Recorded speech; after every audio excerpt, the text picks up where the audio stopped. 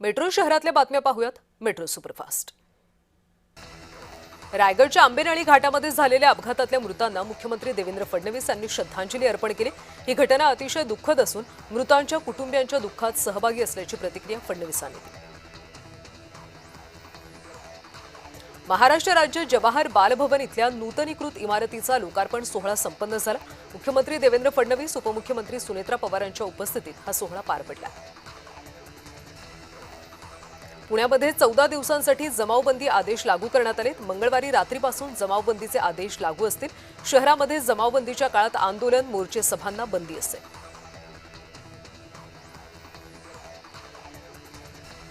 गेल्या 10 दिवसांमध्ये पेट्रोल आणि डिझेलच्या दरामध्ये चौथ्यांदा वाढ झाली. डिझेलच्या दरामध्ये प्रति लिटर ₹2.71 तर पेट्रोलच्या दरामध्ये प्रति लिटर ₹2.61 वाढ झाली. मुंबईमध्ये पेट्रोल प्रति लिटर ₹111.21 तर डिझेल प्रति लिटर ₹97.83 पोहोचले.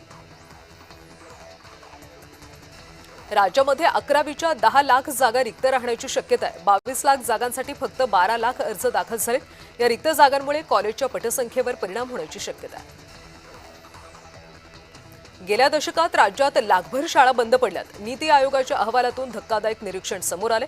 गेल्या 10 वर्षात 94,000 सरकारी तर 4,000 सरकारी अनुदानित शाळा बंद पडल्यात. त्याचवेळी 51,000 खासगी शाळा वाढल्याचं निरीक्षण नोंदवण्यात आलं. मुंबईतल्या स्मशानभूमींमध्ये कार्बनमुक्त दाहिनी बसवण्याचा निर्णय घेण्यात आला. स्मशानभूमीतलं वायू प्रदूषण नियंत्रणासाठी पालिकेनं हा निर्णय घेतला.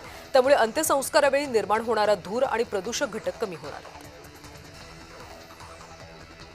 मुंबई कोस्टल रोड परिसरातल्या खुल्या जागेमध्ये 60,000 झाडं आणि 1.5 लाख झुडपं लावण्याचं नियोजन करण्यात आलं. यातल्या 15,000 झाडं पावसाळ्यापूर्वी लावण्याचं उद्दिष्ट आहे. वडली परिसरामध्ये सध्या लागवड सुरू असून पुढच्या टप्प्यात ब्रिचकांडी परिसरात काम केलं जाणार आहे. राज्यातल्या काही जिल्ह्यांना वादळी पावसाचा इशारा देण्यात आला. मध्य महाराष्ट्र, मराठवाडा आणि कोकणाला हवामान विभागाकडून येलो अलर्ट देण्यात आला. तर दुसरीकडे विदर्भात उष्णतेची लाट कायम राहणार आहे.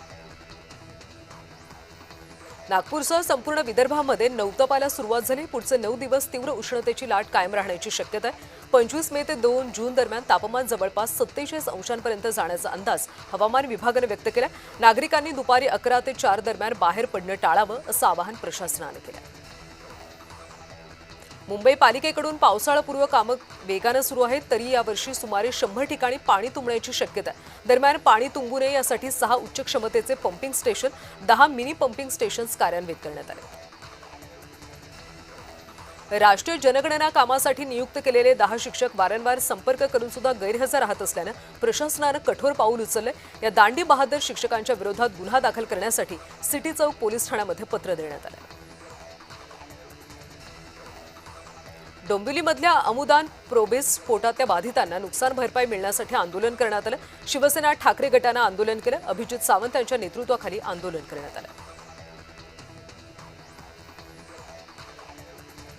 मुंबईमध्ये रस्त्यावर कुठेही थुंकलात, घाण केली तर आता दंड होणार आहे. पालिकेच्या 350 सुपरवायझरचा वॉच असणार आहे. रस्त्यावर थुंकल्यास ₹250 तर कचरा फेकल्यास ₹500 दंड आकारला जाणार आहे.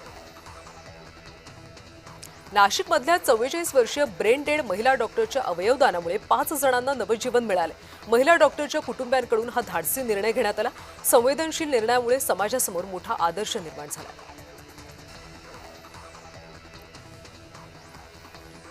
कोल्हापूरच्या करवीर हायकर्स या 7 सदस्यांनी एव्हरेस्ट बेस कॅम्प मोहीम यशस्वीरित्या पूर्ण केली. रत्नागिरीचे उपजिल्हा निवडणूक अधिकारी राहुल गायकवाड, जिल्हा माहिती अधिकारी प्रशांत सातपुते यांनी सपत्नीक ही मोहीम पूर्ण केली. प्रतीक्षानगर बस डेपो इथं बेस्ट बसला भीषण आग लागली होती. एकाच रात्री 2 बसला आग लागल्याच्या घटना घडल्या. अग्निशमन दलाच्या माध्यमातून आगीवर नियंत्रण मिळवण्यात आलं.